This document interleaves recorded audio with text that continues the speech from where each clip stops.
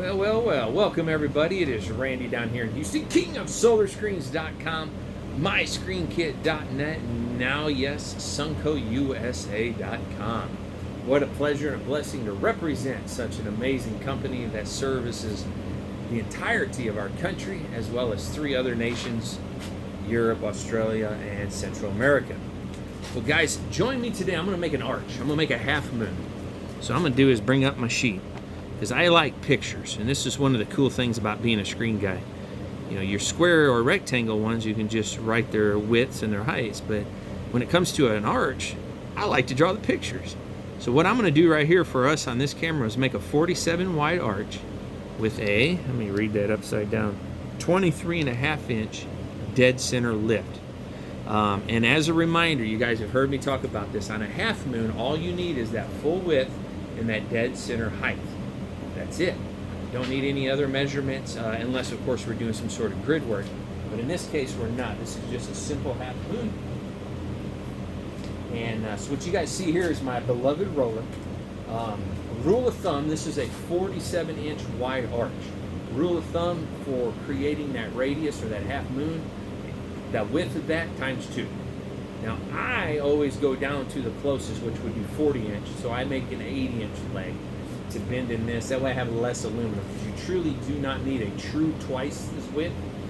So again, 47, I just made it 80. If it was 36, I probably would have made it 60. You know what I'm saying? So hopefully that makes sense. That way you're not throwing away so much of your aluminum. Because, 30, 40, 50 cents a foot for this, that's not cheap. I'd rather throw away something else, but it wouldn't be this. But, so as you guys can see, I've already started my tapering.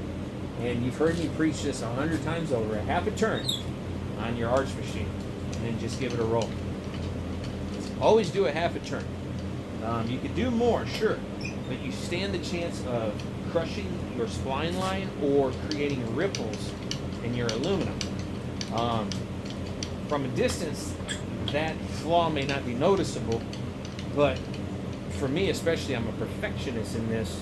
If I approach that house and I see those ripples, I almost want to replace it, even if it wasn't my company that built it. That's why I always suggest a half turn. So I have to do this a few times. Again, I did maybe 4 of these curve ins before I came onto this video, so forgive me for that. I'm thinking one more good time.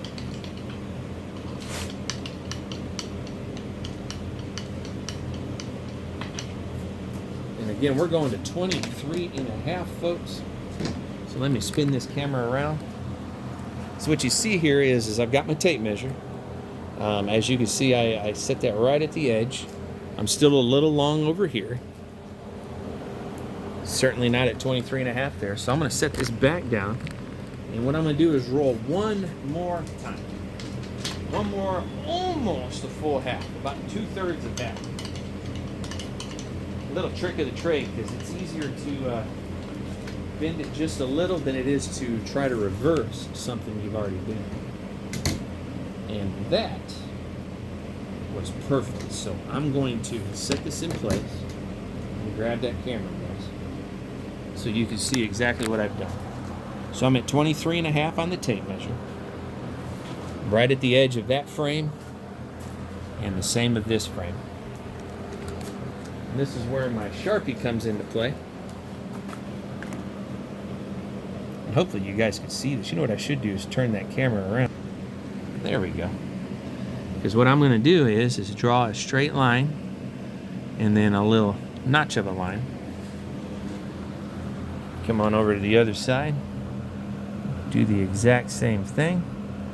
A little notch of a line there. I want to do my best to set this down, folks, so you can see me make the half arch. Pull out that guide. And this product just keeps that spline line from crushing while you're running it through your rollers. So you guys saw me do a long line and then just a smidge of one, and that's so I can create a notch, and I'll show you that in a moment. So forgive the noise.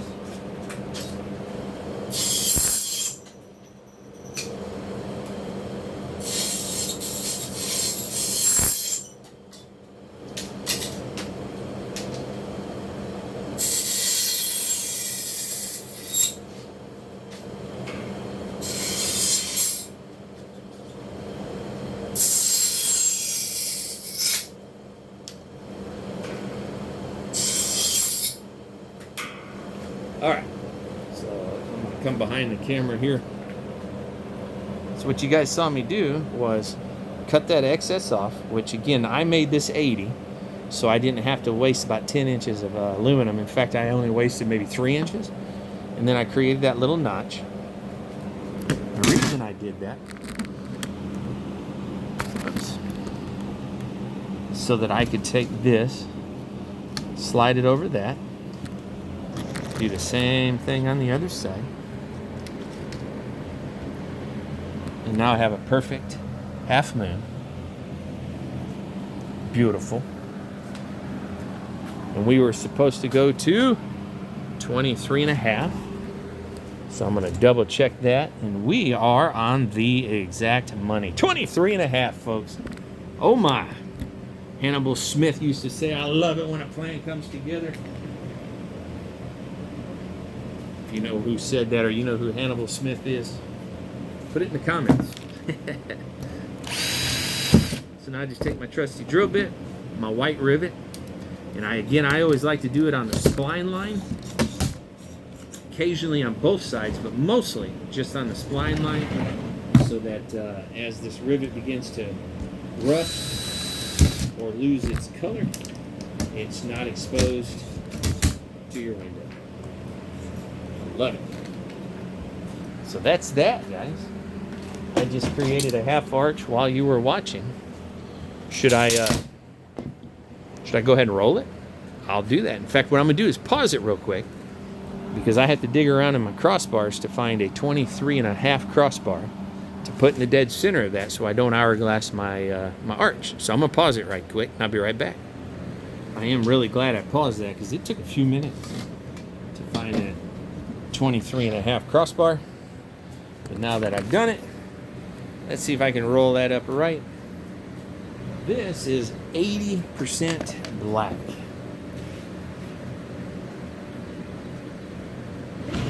80%.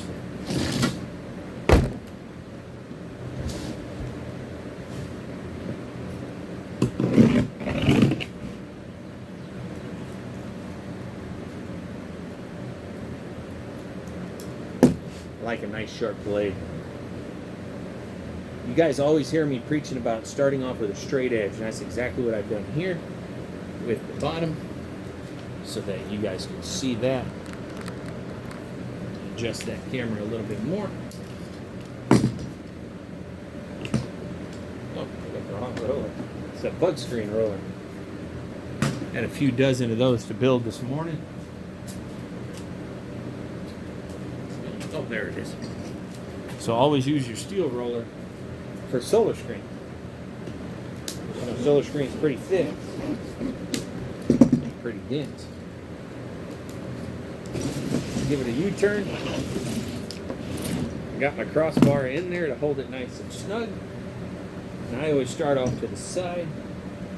I'm a righty, so I use my left hand to just kind of pull that material so we don't cause any wrinkles. Of course, if any wrinkles do show up, it's easy to be fixed.